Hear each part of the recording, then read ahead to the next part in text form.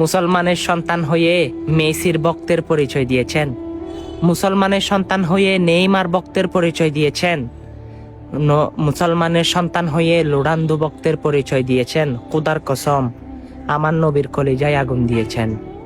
যে রসুল ইসলামের জন্য এত কষ্ট করেছে, আপনার মতো উম্মত রেখে গিয়েছে, তারা কিন্তু ইহুদিদের চক্রান্তে পড়ে আজকে ইমানকে ধ্বংস করতেছে। অবশ্যই আমার রসুলের সাফায়াত হারাবেন না। হাসরের ময়দানে হয়তো জানেন না, আপনার মাথার মগজগুলো সূর্যের তাপে টকবক করে ফুটবে। তখন একমাত্র সাহারা হচ্ছে রহমাতাল লিল আলামিন, আমার নবী। সে নবী যদি সাফায়াত না করে কোথায় যাবেন? অবশ্যই দুনিয়া থাকাকালীন সেই নবীজিকে রাজি করতে হবে। সেটা না করে আপনি ইহুদিদের চক্রান্ত করে, ইহুদিদের পোশাক পরিধান করে, ইহুদিদের ছয় চরিত্র আপনার শরীরের মধ্যে এনে আপনি কি করতেছেন? জাহান্নাম কি শাস্তিটা ভোগ করতে পারবেন?